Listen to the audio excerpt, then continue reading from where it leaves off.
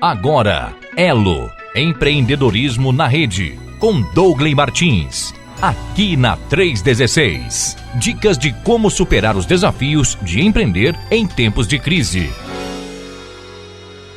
Terça-feira é dia do nosso Movimento Elo, meu amigo, acontecendo ao vivo aqui na Rede 316, junto com o Douglas Martins, que fala conosco toda terça diretamente, normalmente, né? Pelo menos, normalmente diretamente lá de Curitiba, não é isso, Douglas? Bom dia, querido, tudo bem? É isso aí, meu amigo.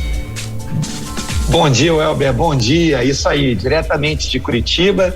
Maravilha. Estamos aqui mais uma vez, né, para mais um encontro do Senhor aí, um encontro abençoado, privilégio poder estar aqui contigo mais uma vez. Maravilha, meu irmão, seja mais uma vez muito bom dia, muito bem-vindo, obrigado pela tua participação, né? Por estar com a gente aí nesses momentos, nessas terças-feiras, com certeza nos abençoando com sua sabedoria dentro aí desta área, o qual tens essa expertise maravilhosa que Deus te deu, e isso é bom demais, a gente poder estar aí compartilhando contigo esse momento tão bacana. E hoje estaremos então conversando mais uma vez com o Douglas, e hoje o assunto é relacionamento entre pessoas. Eita, Douglas, isso aí pra dentro de uma empresa faz uma diferença enorme, hein? Esse é um tema bom, né, Welber? Eu sempre reforço que se os negócios do reino, se os negócios de Deus são as pessoas, então relacionamento entre pessoas é algo do coração de Deus, né? E nos nossos negócios a gente precisa desse tipo de atenção também. Hoje vamos falar um pouco sobre isso. Maravilha, e relacionamento, o nome já diz, né? Vem de relar mesmo no outro, então aí agora vamos ver por onde que vai acontecer esse desgaste, então eu quero já que você faça essa introdução a esse assunto aí, meu irmão. Maravilha, vamos lá. Bom, como sempre, a gente vai voltar lá no nosso manual de instruções, né? Maravilha. A palavra de Deus é quem nos ensina todo o conteúdo que a gente precisa para conduzir os nossos negócios, particularmente nesse quesito, nessa dimensão da gestão do mundo empresarial, que é o cuidado das pessoas. E como o Welber falou ali, né? Fez essa piada, essa brincadeira aí, relacionamento vem de relar, né? Do Rio para cima, Welber, relar é uma palavra mais conhecida. Talvez aqui para o sul a palavra não é tão conhecida, mas a ideia é bem conhecida, né? Quando a gente fala relar, normalmente tem a ver com aquela história do ralado. Quando você encosta uma coisa na outra, dá uma certa abrasão e faz esses ralados que geram através dessas dinâmicas de relacionamento. Isso, se por um lado é dolorido, por outro lado nos traz muitas experiências. E dentro desse viés, né, do relacionamento como algo que é a junção, né, a conexão entre pessoas e o caminhar juntos e o andar com pessoas, o que faz com que naturalmente a gente se encoste, às vezes encoste de uma maneira um pouco mais dura, às vezes uma maneira mais carinhosa, mas o fato é que essa história de relacionamento, naturalmente, ela precisa ser contada sob a perspectiva de várias pessoas se encostando. E eu trouxe pra gente, como base aí do nosso tempo de hoje, uma palavra do livro de Oséias. O profeta Oséias, no Antigo Testamento, ele é um profeta muito duro, ele recebe de Deus uma missão bastante dura. Existia ali uma divisão no Reino do Norte, o Reino do Sul, né, Judá e Israel, e aquele povo de Judá estava bem distante de Deus, ou seja, não estava vivendo uma vida de relacionamento com Deus. Existia uma série de pecados, uma série de introduções de deuses estranhos na vida do povo, no dia a dia do povo. E o livro de Oséias é um daqueles livros que, como cristãos, a gente às vezes fica espantado, né? Até porque não dizer, em alguns casos, escandalizados. O livro de Oséias começa no capítulo 1, primeiro versículo diz assim: palavra do Senhor que veio a Oséias, filho de Beeri, durante os reinados de Uzias, Jotão, Acais e Ezequias, reis de Judá, e de Jeroboão, filho de Jeoás, rei de Israel. Então, a gente já vai ver, né? Oséias é um profeta que está vivendo naquele tempo da separação dos dois reinos e que tem esses reis que são aqueles reis daquela época, dos contemporâneos dele. E o versículo 2 dá uma missão para Oséias que é no mínimo estranha. E como não é o nosso objetivo aqui estudar aquilo que Deus mandou Oséias fazer sob a ótica do casamento, eu só quero ler para que a gente entenda que os relacionamentos, às vezes, eles estão baseados em decisões complexas. O versículo 2 diz assim: quando o Senhor começou a falar por meio de Oséias, ou seja, Deus chama Oséias, tem uma conversa com ele e libera Oséias para o seu ministério.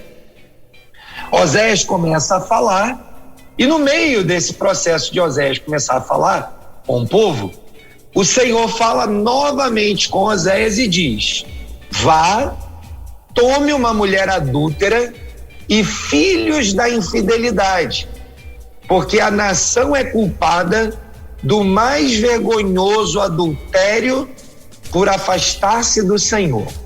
Eu não quero ocupar o nosso tempo aqui, que tem um propósito empresarial para discutir, um propósito no mundo do trabalho, para discutir essa questão do casamento de Oséias, mas o fato é que Deus dá uma mensagem para Oséias que, do ponto de vista dos relacionamentos, é bastante complexa e desafiadora.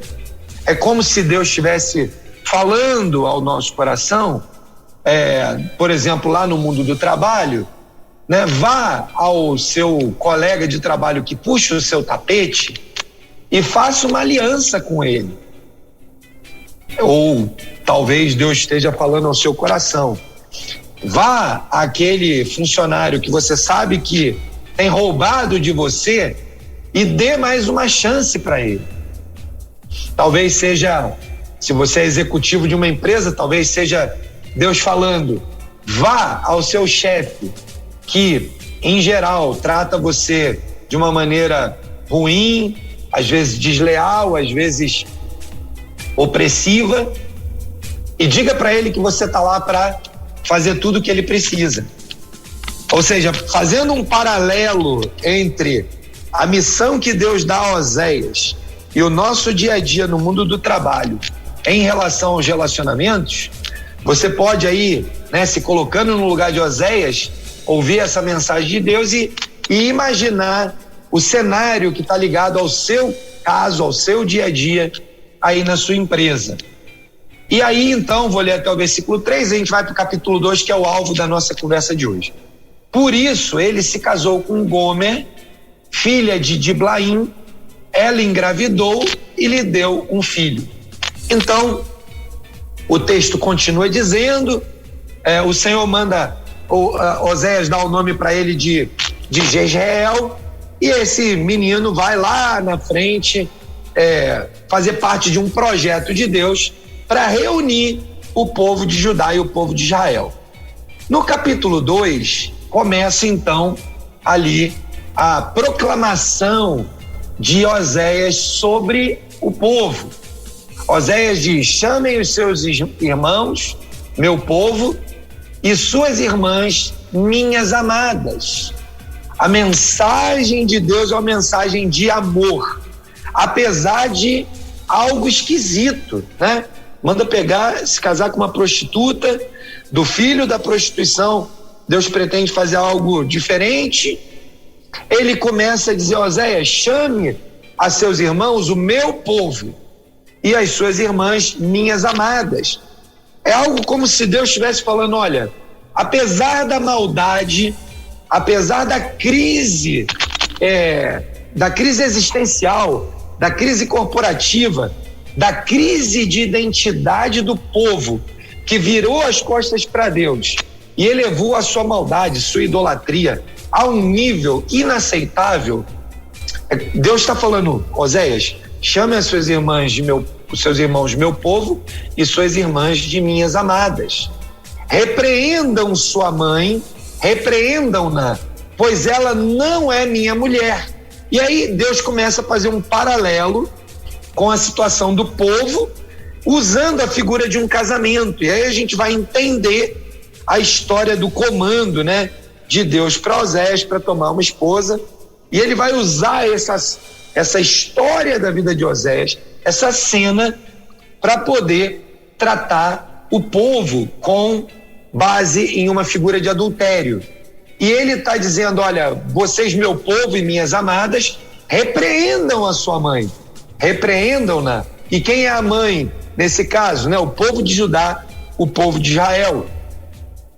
Pois ela não é minha mulher, eu não sou seu marido. Ou seja, há aqui um divórcio. Ou seja, Deus não tem sido respeitado como marido da sua própria nação, do seu próprio povo.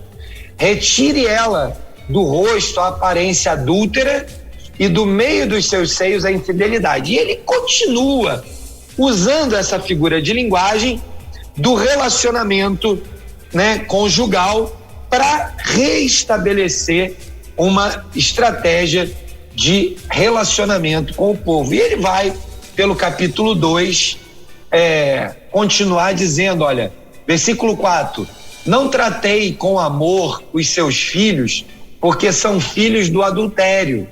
Jesus está dizendo, olha, porque você resolveu estabelecer uma relação, um relacionamento com outras pessoas, né? E no casamento a gente dá o nome para isso de adultério, eu não tive como abençoar, eu não tive como tratar de uma maneira amorosa os seus filhos.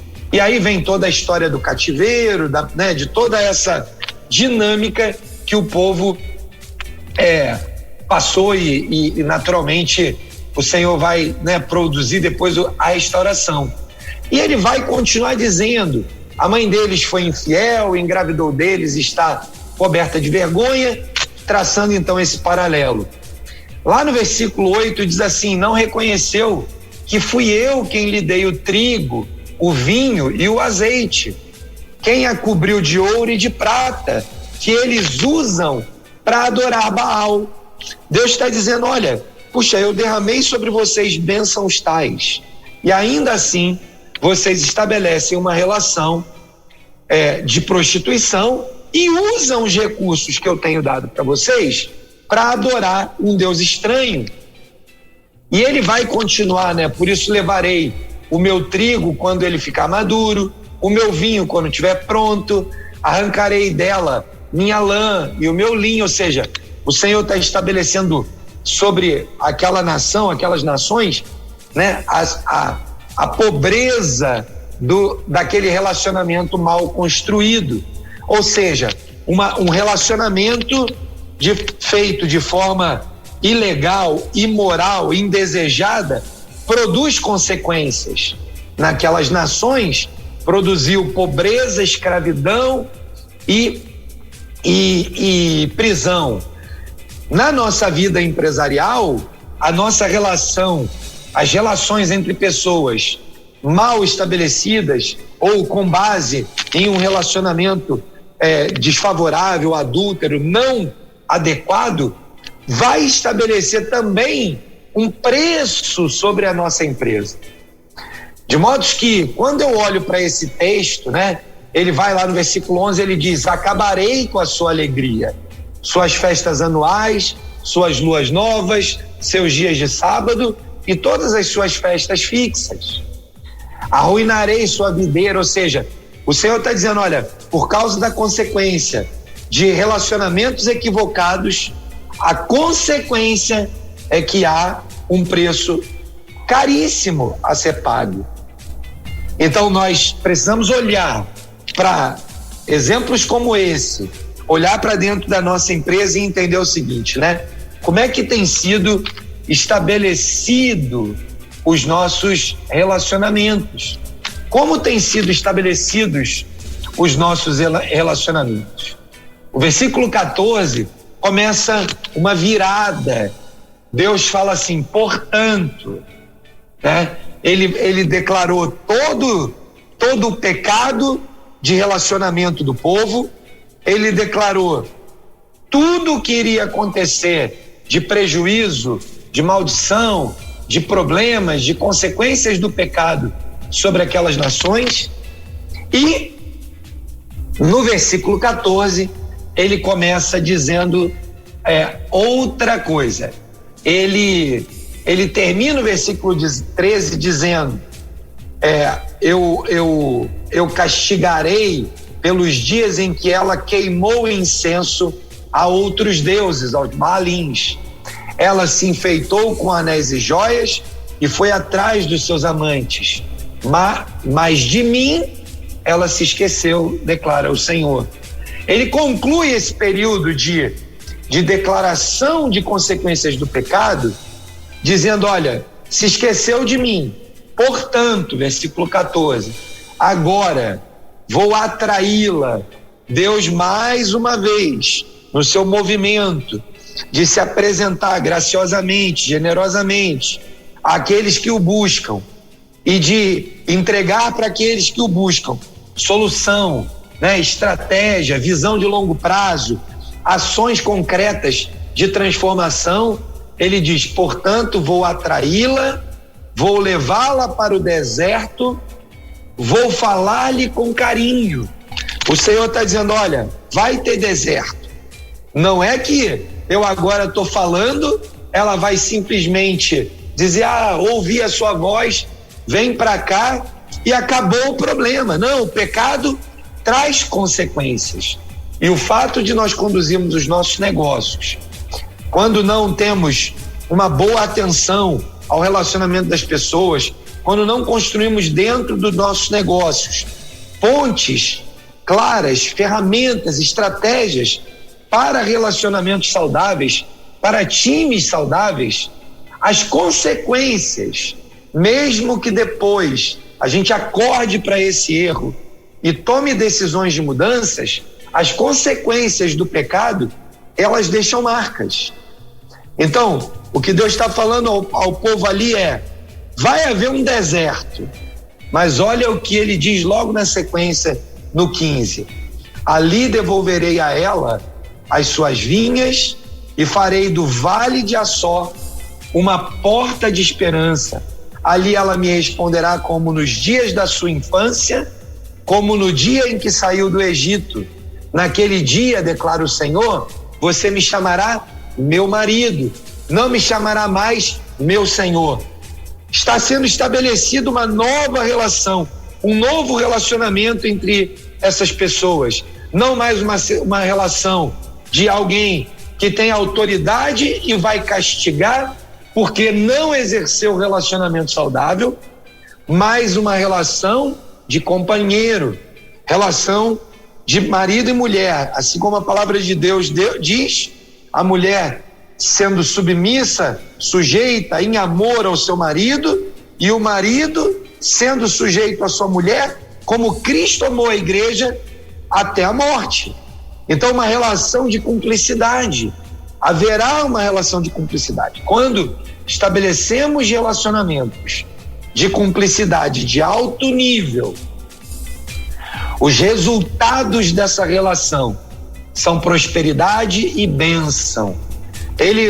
Deus vai, através do profeta, continuar dizendo, né? Naquele dia, declara o Senhor, você me chamará meu marido.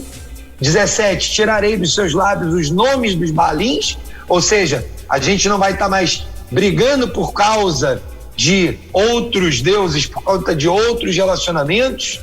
18, naquele dia farei em favor deles um acordo com os animais do campo, com as aves dos céus, com os animais que rastejam pelo chão. Arco, espada e guerra eu os abolirei da terra para que todos possam viver em paz. Ou seja, há uma promessa de prosperidade, de alegria, de vida tranquila. Relacionamentos saudáveis produzem prosperidade, vida tranquila, tempos bons. 19, eu me casarei com você para sempre, eu me casarei com você com justiça e retidão, com amor e compaixão. Tem aqui um olhar de eternidade, né? Há aqui um prenúncio daquilo que aconteceria com o povo sendo reunido novamente, sendo restaurado, a descendência de Davi, né? Lá em Jesus Cristo. Então há aqui uma promessa bastante significativa. E aí o 21 continua dizendo: naquele dia eu responderei, declara o Senhor, responderei aos céus e eles responderão à terra. O que ele promete é aquilo que a gente aliançar, ele vai anunciar, vai proclamar nos céus e a terra responderá. E a terra responderá ao cereal, ao vinho, ao azeite, e eles responderão a Jezreel, aquele filho que Deus havia dado a Oséias e a sua esposa adúltera, que agora, sendo convertida, sendo transformada, né, pela ministração de Oséias, da luz desse relacionamento sai, né, um líder que conclui o capítulo dizendo: eu plantarei para mim mesmo na terra, trarei com amor aquela que chamei não amada, direi àquele chamado não meu povo, você é o meu povo, e ele dirá: tu és o meu Deus. Ou seja, temos uma promessa de bênção através de um novo relacionamento, ou de um relacionamento restabelecido, renovado entre pessoas. Na vida corporativa existe uma expectativa, né, que normalmente está implícita, de que as pessoas não sejam, né, não vivam de forma tão íntima. Mas na minha opinião, eu vejo de forma diferente. Eu creio fortemente que as pessoas precisam de um relacionamento saudável e profundo, próximo e comprometido umas das outras, em todos os lugares, incluindo no mundo do trabalho. Eu não estou afirmando aqui que todas as pessoas vão frequentar a casa uns dos outros, não é isso, né? Não estou dizendo que todos chegarão a esse nível de intimidade, mas eu estou afirmando que a gente precisa se portar uns com os outros, se importando com eles, a ponto de haver um sincero engajamento na vida uns dos outros.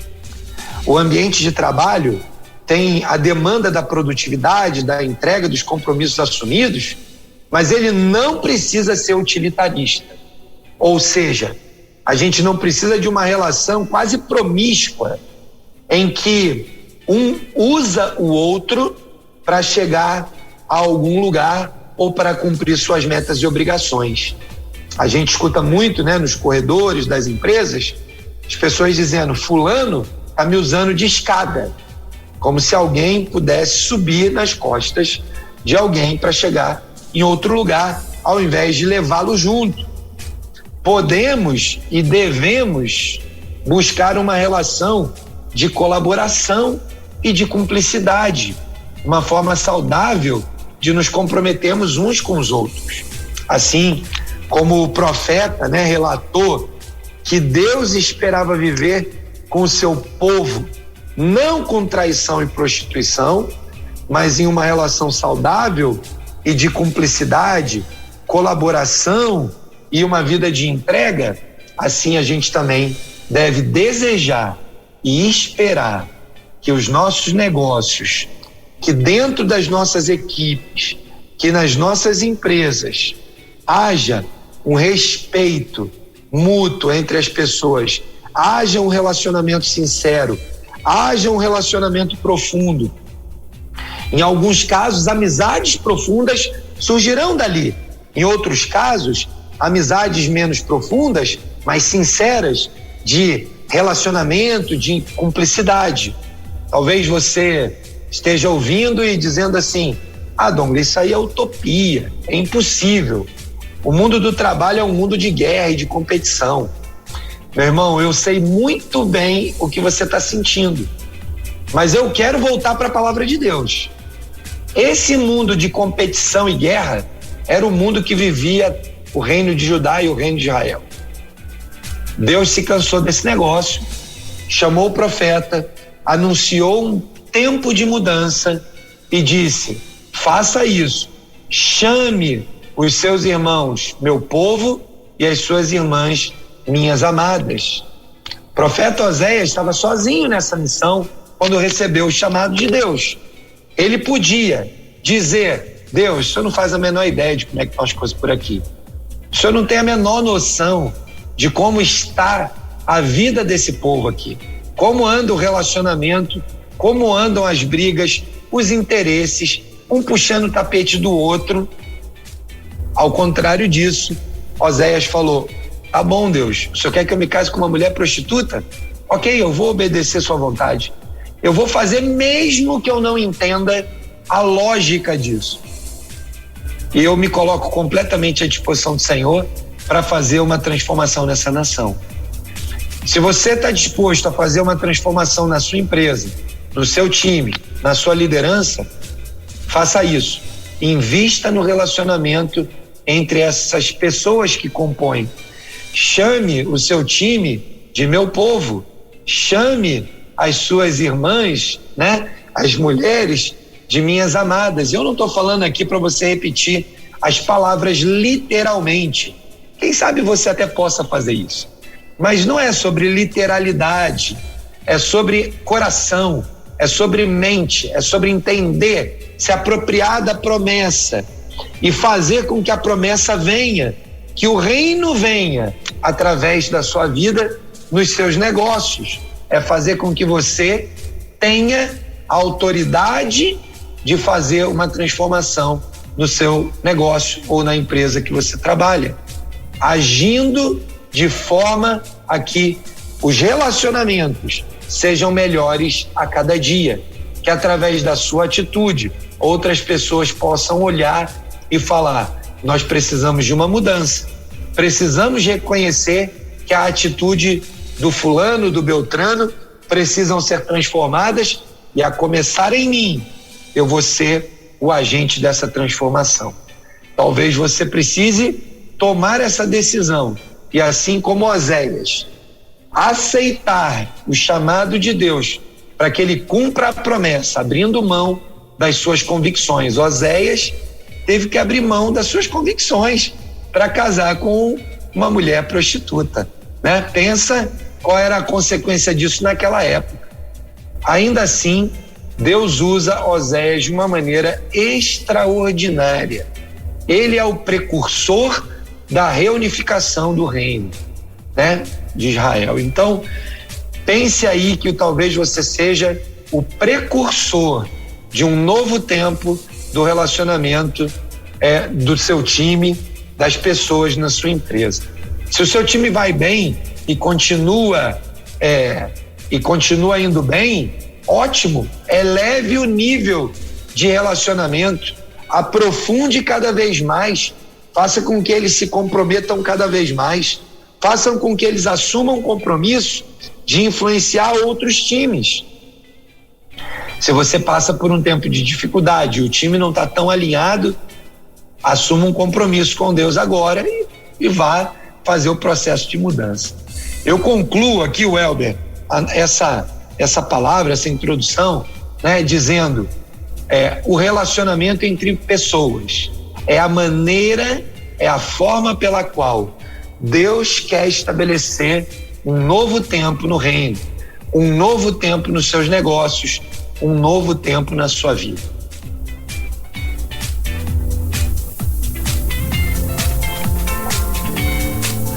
Maravilha, Dongley.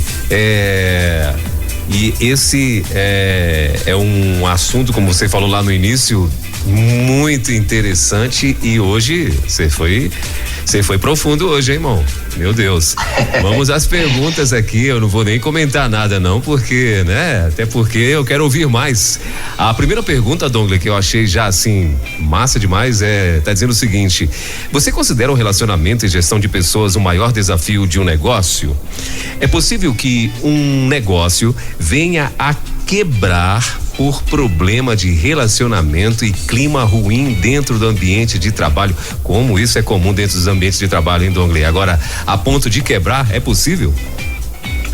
Vamos lá, pergunta bastante séria, né? E talvez que algumas pessoas que estão ouvindo aí essa pergunta que foi feita possam estar se vendo dentro desse ambiente, né? Vamos lá. A gestão de pessoas, sem dúvida nenhuma, é um dos maiores desafios de uma organização. Eu não quero, com isso, minimizar outros tipos de problemas que as empresas têm. Por exemplo, se você é uma indústria e você tem um problema, por exemplo, técnico, de construção de um produto que ainda não conseguiu descobrir uma solução para ele, talvez ele seja um problema gigantesco nesse momento. Agora, eu pergunto para você que tem a sua indústria e tem um problema técnico gigantesco. Se você tiver uma equipe bem preparada, bem engajada, com relacionamentos profundos o suficiente para assumir que eu não sei solucionar esse problema e que eu vou buscar ajuda dentro ou fora da empresa para solucionar um problema, você acredita que o problema pode ser solucionado mais rápido? Eu tenho convicção plena de que sim. Então, se você tem um problema técnico, tecnológico, qualquer que seja ele, e você tem uma equipe dispersa que vive brigando, puxando o tapete um do outro, a chance desse time resolver o problema de forma mais rápida e eficaz do que um time que está integrado, cujos relacionamentos são saudáveis, cuja estratégia de gestão está afinada, é muito maior. De modo que, quando eu respondo aqui que os problemas de gestão de pessoas, né, e relacionamentos são, se não o maior, um dos maiores desafios de qualquer organização, o que eu estou dizendo é, qualquer que seja o problema que você tenha, técnico, tecnológico, de crescimento, de mercado, se você tem uma equipe engajada, comprometida com a mudança, vai ser muito mais fácil de passar por essa crise. Então, respondendo a primeira parte da pergunta, sim, eu creio que um dos maiores desafios de qualquer empresa, de qualquer empreendimento, é desenvolver uma equipe que tenha um relacionamento incrível e que seja um time de altíssima performance. Isso vai nos ajudar a passar por qualquer desafio que essa empresa venha a enfrentar, seja eles os desafios internos, sejam eles os desafios externos, como vimos aí agora durante a pandemia. Muitas empresas durante a pandemia sobreviveram porque tinham times incríveis.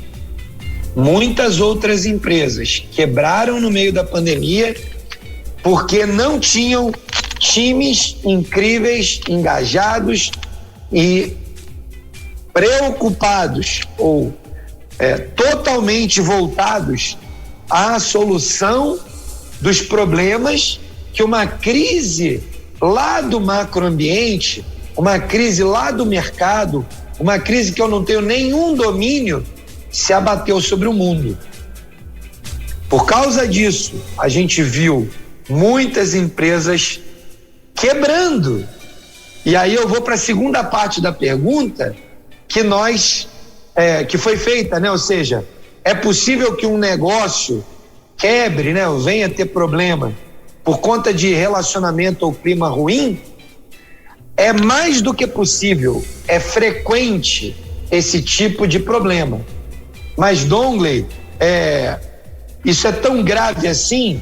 Minha percepção é muito grave e nós realmente precisamos estabelecer um processo em que nós observamos isso com muita atenção. A pandemia evidenciou isso de uma maneira mais clara do que um holofote de 1000 watts na nossa cara. Nós vimos empresas quebrando durante esse período porque não sabiam como time, não sabiam como gerenciar uma crise e não tiveram a humildade, a capacidade, né, a proatividade como time de ir descobrir isso trabalhando colaborativamente, coletivamente. Cada um puxou a sardinha para o seu lado, sócios que não se entendiam mais, né, diretorias, líderes que brigavam para provar que o problema não era de um, que o problema era do outro, ao invés de buscarem dentro dos seus relacionamentos estabelecer um ambiente de confiança, criar, né, aquela sala da crise, entrar ali dentro e dizer: aqui dentro nós deixamos os nossos problemas de fora e vamos para a solução do problema da crise e não atacar uns aos outros e criar um ambiente ainda mais hostil do que a crise já criou. E aí nós vimos muitas pessoas passando por muitas dificuldades, muitas empresas sofrendo as consequências disso, ao ponto de que em algumas empresas a solução não veio e aquele time, né, aquela pessoa que estava ali naquele relacionamento, além de não cuidar e não ajudar na solução, foi embora no meio da crise, falou: vou resolver o meu problema pessoal, né? Ao invés de colaborar para a solução do problema daquela organização, foi arrumar um emprego em outro lugar, né? Isso é muito parecido com o que o povo, né, a tribo de Judá e a tribo de Israel faziam com Deus. Sentiam alguma coisa balançando, ia lá em Baal e adorava Baal em vez de ficar firme com o Senhor. Então a gente pode traçar muitos paralelos sobre essa experiência de Oséias com esse momento, né, em que a gente precisa dos relacionamentos para o estabelecimento de uma relação saudável de time, para que a gente possa construir bons resultados.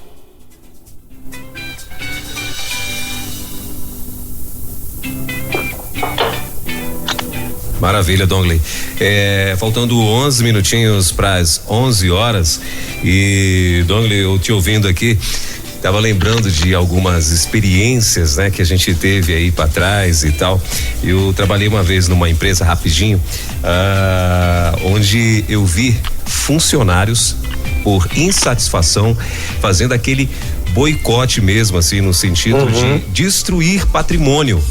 Entendeu? O tão sério que é quando você não tem o domínio da equipe, né?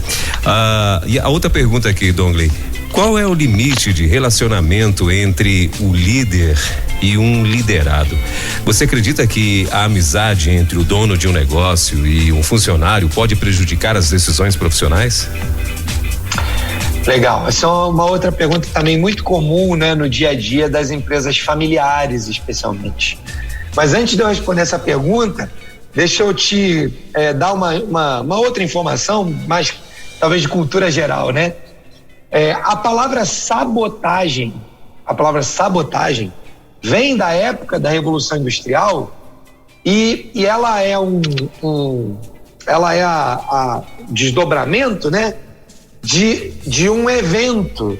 O que acontecia? Os trabalhadores lá no início da Revolução Industrial, por falta de dinheiro, eles usavam, né, chinelo, tamancos para ir trabalhar. Não tinha, como hoje em dia, bota de proteção, sapato de proteção. Então eles iam ou de chinelo ou de tamanco para trabalhar.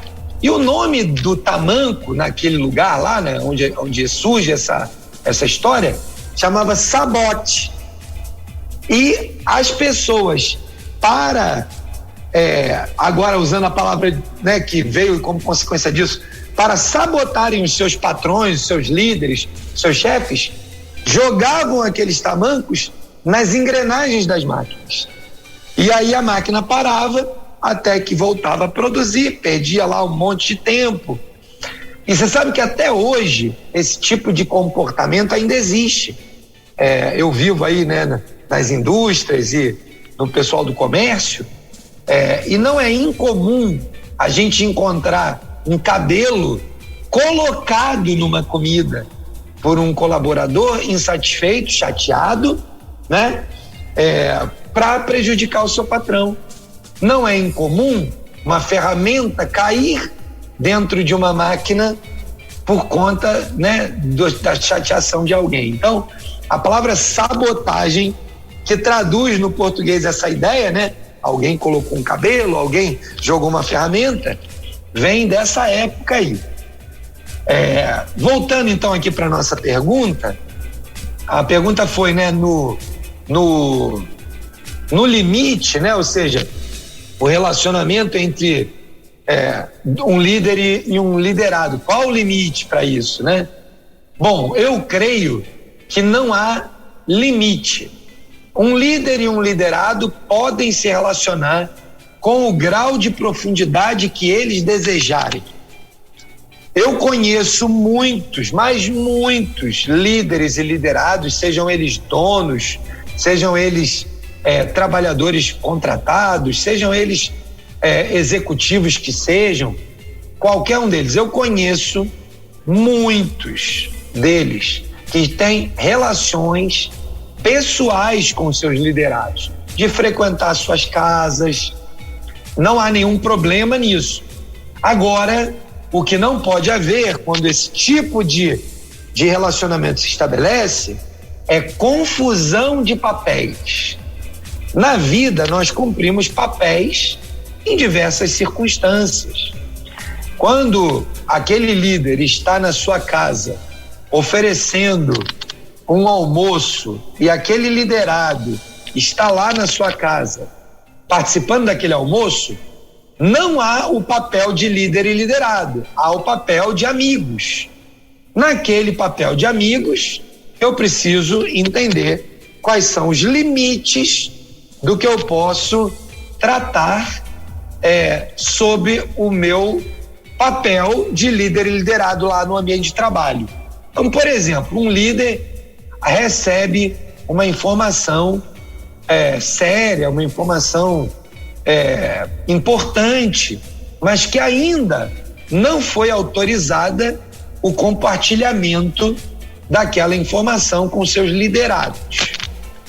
E naquele ínterim surge o almoço na casa do líder com o liderado ou vice-versa. É justo, é honesto, é correto que aquele líder ou aquele liderado conversem, informem, né? Emitam, transmitam aquela informação que ainda não foi liberada? Não, não é justo, não é correto, e aquele líder deve se guardar como líder para aquele papel de líder, né, que vai fazer lá no seu ambiente de trabalho. É até pouco saudável e produtivo que lá naquele momento de família, de encontro de famílias, de amigos, que o cara fique falando de trabalho, né? Ele aproveite aquele tempo para falar do passeio, falar dos relacionamentos, falar dos filhos, falar dos próximos projetos, né? Mas não tem razão nenhuma para ele trazer aquela informação que a empresa ainda não liberou para ser dada.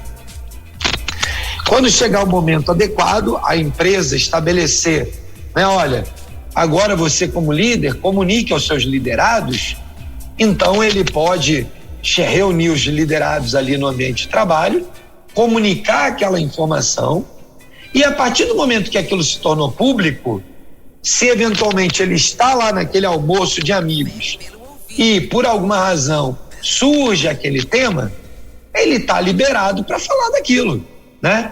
Então, se nós nos colocarmos de forma adequada em cada um desses lugares onde nós exercemos os nossos diversos papéis, né?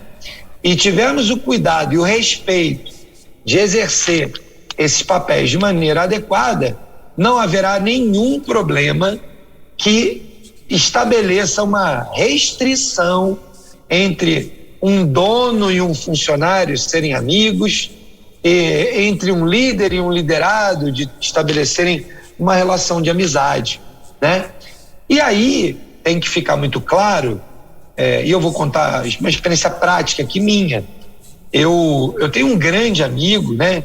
O Wilson, um grande amigo, e a gente trabalha junto há muitos anos. Em vários projetos trabalhamos juntos.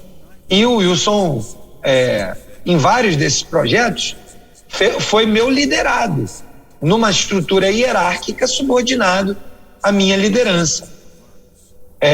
Em uma dessas experiências, eu tive que mandá-lo embora, né? Porque havia uma crise, havia uma situação grave lá a ser resolvida, e ele, então, eu precisei fazer isso. E no nosso acordo de amizade, sempre houve, né, um combinado entre nós que nós nunca permitiríamos que a nossa amizade fosse afetada por qualquer decisão que nós tivéssemos que tomar no mundo do trabalho. Seja ela a melhor, a gente não seria mais amigo por conta disso, seja ela a pior, nós não seríamos menos amigos por causa disso.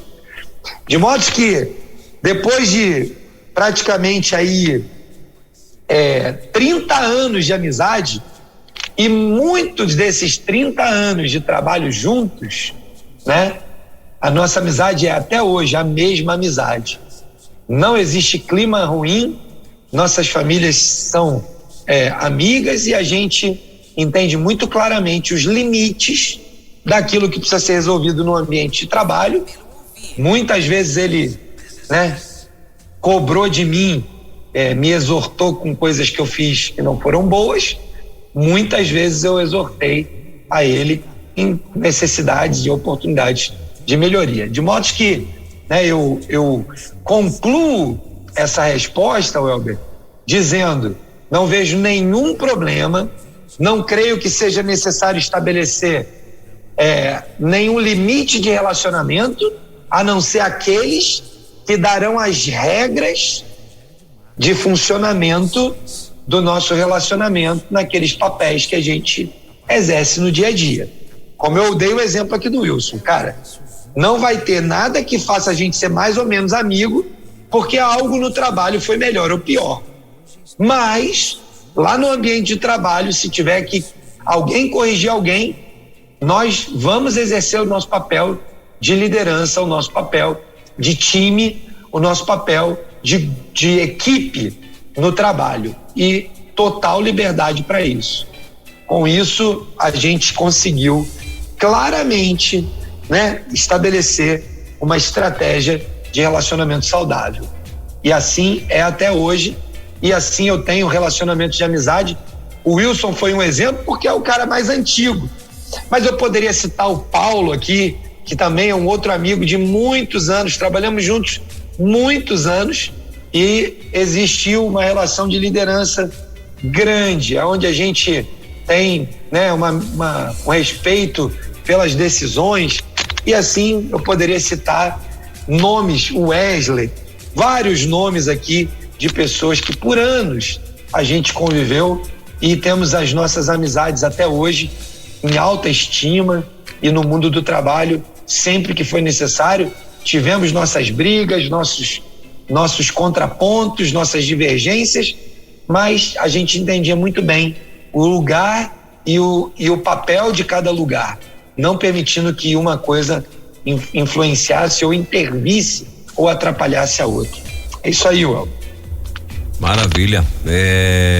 Tem um filme de um relacionamento entre patrão e empresário que você estava falando, eu estava lembrando. Eu acho que é Os Indomáveis, um filme francês, né? Eu acho que é esse o nome, é lindo demais. Mas vamos lá, vamos para a terceira pergunta. Quais as atitudes e ferramentas que um líder cristão deve ter para evitar a formação de grupos rivais, meu Deus, dentro de um negócio? Os famosos grupinhos que geram a famosa Rádio Corredor. Outro problema grave. Legal. Esse sem dúvida é um problema real do dia a dia, né? Verdade. Mas vamos lá. Eu vou tentar separar aqui duas coisas que eu acho que estão implícitas nessa pergunta, né? Uma é a atitude e ferramentas e a outra é a história da Rádio Corredor, né? Ou da Rádio Peão. Em algumas regiões do país a gente vai escutar nomes diferentes para a mesma coisa, né? O pessoal começou a usar Rádio Corredor porque achava que Rádio Peão era demérito, né? Porque estava chamando o pessoal de peão e tal. Mas são os nomes que a gente vai ouvir aí pelo mundo afora, né? O que acontece, né, Welber? Vamos pensar assim. Qual é a atitude, primeiro? A atitude é a atitude de não deixar isso acontecer. A primeira coisa que você precisa ter é o desejo ardente de não permitir que haja grupos rivais. Né? Eu vou separar, como eu disse, até grupos rivais para mim é uma coisa, depois a Rádio Corredor é outra. Então, primeira coisa que eu preciso ter uma decisão. Essa é a primeira atitude que eu preciso tomar. Olha, na minha empresa, no meu departamento, na empresa que eu lidero, na empresa que eu faço parte, eu não aceito que haja um espaço de consolidação, de afirmação da história dos grupos rivais. Mas a gente também não pode ser infantil demais de achar que isso não vai acontecer nunca, né? Porque isso é da natureza do ser humano. Por isso a importância dos relacionamentos, porque o ser humano, por causa do pecado, ele estabeleceu para si mesmo, né, através da influência do pecado, uma série de comportamentos que favorecem, que propiciam, que impulsionam essa história da rivalidade, que pode ser individual ou coletiva. Não são só grupos rivais, existem pessoas rivais. Então, quando eu tenho uma decisão consciente, concreta, né, e bem direcionada para isso, e eu realmente afirmo para mim e para minha organização de forma pública, regular, constante, que eu sou, né, o líder, ou eu sou um líder que endossa relacionamentos e não rivalidades, que eu intervenho rapidamente quando identifico rivalidades, que eu acompanho as pessoas e o meu time e fico atento a comportamentos rivais. Então a minha atitude manda uma mensagem para o meu grupo. A minha atitude celebra a cultura empresarial. Nós já falamos algumas semanas atrás sobre esse assunto da cultura. A cultura é importante. Se eu, como líder, fomento a rivalidade, e eu, vez ou outra, encontro, né, empresas que o líder ele tem orgulho de dizer que ele incita um contra o outro, porque assim eles vão crescer. E o que eu tenho dito para esses líderes é: você está produzindo pessoas rivais dentro da sua organização. E pessoas rivais não trabalham juntas. Pessoas rivais não decidem juntas. Pessoas rivais não ajudam umas às outras. E quando não há colaboração numa organização, a gente anda muito mais lento ou anda para trás. De modo que essa primeira parte da pergunta, eu diria que tem mais a ver com a minha atitude, né, que vai trabalhar intensamente, cotidianamente, para acabar, para eliminar da cultura da empresa esse conceito de rivalidade. Existe uma diferença incrível entre uma competição saudável de metas e rivalidade entre pessoas. São duas coisas completamente diferentes e antagônicas. O mundo gestor, né, o mundo empresarial, aproximou esses dois conceitos demais. E por causa do perfil de alguns líderes, permitiu que a ideia de metas e a ideia de desafios fosse trocada por rivalidade. Mas a rivalidade destrói qualquer organização. Então nós precisamos de uma atitude, de uma postura de liderança que separe muito claramente essa linha que hoje está muito próxima, impedindo essa atitude de rivalidade e estimulando uma atitude de desafio, uma atitude de competição saudável, uma atitude de colaboração até no meio da competição. A atitude de colaboração pode existir no meio de uma competição. Vamos olhar lá para o futebol, a gente chama de fair play, né? Quando o jogador sofre uma falta, o juiz para o jogo, a posse da bola está no time oponente e o time oponente devolve a posse de bola para aquele jogador. A gente aplaude e chama isso de fair play.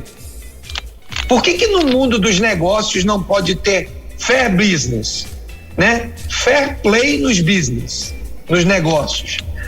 Nós precisamos acreditar e estimular isso. Qual é a atitude de rivalidade seria no futebol? Lá nesse exemplo que eu dei. Seria o time oponente que está lá com a bola lá no time, no campo, no seu ataque, pegar a bola e falar: não, meu amigo, isso é problema seu. Eu saio com a bola daqui e dane-se você, né? Mas nós, quando vemos isso, ficamos tristes, chateados, reclamamos. Só que quando nós vamos para o mundo do trabalho, a gente aplaude o cara que puxa o tapete do outro. É impossível ter um time que colabora, que cresce, que desenvolve a amizade, né? E que constrói solução colaborativa, coletiva, se a gente conduz a nossa gestão com esse tipo de comportamento rival. Bom, para encerrar então aqui a resposta, a história da Rádio Corredor. Eu, durante toda a minha vida gestora, eu nunca trabalhei para acabar com a Rádio Corredor, por duas razões. Primeiro, porque ela nunca acaba. Segundo, porque dependendo da forma como você conduz a Rádio Corredor, você pode construir uma solução colaborativa. Quando você pega a Rádio Corredor e transforma ela num time de trabalho e dá a eles a responsabilidade de resolver os supostos problemas que eles apontam, você faz com que eles tenham que assumir, junto com você, protagonismo na solução dos problemas. Então, ao invés da Rádio Corredor ser uma fonte de fofoca, ela passa a ser uma fonte de solução. E aí você pode, aos poucos, oficializar a Rádio Corredor para que ela se transforme num time do que a gente está acostumado a chamar de time de melhoria contínua. E aí você fez do limão uma limonada. O problema é que há muitos líderes ainda que gostam da Rádio Corredor para que a fofoca chegue no ouvido dele. E ele não está preocupado em necessariamente resolver o problema. Ele está preocupado em saber das fofocas. E aí, obviamente, a Rádio Corredor vai ganhar um caráter de rivalidade, porque as pessoas vão percebendo e elas vão dizendo: aquele cara ali é fofoqueiro, aquela mulher ali é leve trás, aquele homem ali, ele é traíra, X9, né? Todos os nomes que a gente já sabe que tem aí dentro do ambiente de trabalho. É puxa-saco do patrão, tem vários nomes. Então, eu diria o seguinte: o bom líder, o líder inteligente, ele vai transformar a Rádio Corredor e um grupo de melhoria contínua, impedindo que a fofoca se perpetue e transformando isso em uma grande oportunidade de engajamento do seu time. Esse assunto, Welber, ele é tão extenso que semana que vem a gente vai continuar falando sobre relacionamento entre pessoas e a gente vai ter a oportunidade de se aprofundar um pouco mais nesse assunto, né? Então eu termino aqui, dado o avançado aí da hora, termino aqui, né, te dizendo, poxa, vamos continuar falando um pouquinho mais sobre isso, porque vai ser bênção a gente poder aprofundar e debater um pouquinho mais esses comportamentos. Eu acho, Dongley, inclusive, que também acredito que você já deve ter previsto isso para colocar, para trazer no próximo bate-papo aí, a questão também de, como você falou, rivalidade, né? A gente vê isso muito em filmes, mas que não é diferente da vida real, é de, por exemplo, uma pessoa de confiança que de repente vai para uma empresa concorrente e levando informações, né? Também aquele cara que tem aprende tudo dentro de uma empresa e prega e depois sai dali e vai abrir uma concorrência, né? Pra ferrar ou pra concorrer, não sei se isso vai ser bom, se vai ser ruim, lá na frente vai depender da reação da pessoa que era o ex-empregado, o ex-patrão dele, né? Então, de repente, algo que é interessante você falar também aí na próxima semana. Muito legal, Welber, muito legal. Vamos trazer isso na semana que vem no nosso bate-papo. Sim. E eu tenho alguns exemplos dessa natureza, cara. Imagino. Vários exemplos. Realmente são coisas do dia a dia. A questão é como nós nos portamos diante disso como cristãos. E aí que está a chave da mudança. E você falando a respeito de Rádio Corredor, como é comum isso nas empresas, não é? Como é comum, inclusive, o patrão fazendo parte desse furdunço todo aí. Eu não conheço nenhuma empresa que não tem, né? E se não tem, é porque você só não descobriu ainda, mas pode ter certeza que tem, né? Rapaz, o negócio é sério. Mas vai ser bênção a gente continuar falando sobre isso e aprofundando um pouco mais esses temas aí. Legal. Então tá certo, Dongley. Suas considerações finais aí, meu irmão. É isso, eu quero chamar, né, você empreendedor, empresário, né, e comprometido com esse assunto de levar o reino de Deus para suas organizações. Não baixe a guarda, olhe para isso com carinho, não permita que o diabo, né, se instale na sua organização. Ao contrário disso, vamos lembrar desse episódio aí de Osés, vamos lembrar da transformação do povo, da nação, da forma como pode ser transformador e libertador a gente estabelecer, entender e implantar estratégias boas de relacionamento entre as pessoas, a tal ponto que a nossa organização possa usar esses grupos, né, como falamos aqui no finalzinho, como grupos de melhoria e não como grupos de fofoca. Vamos continuar essa conversa semana que vem. Eu espero você até lá. Desejo uma semana abençoada, cheia da graça de Deus sobre a sua vida, os seus negócios, sua família.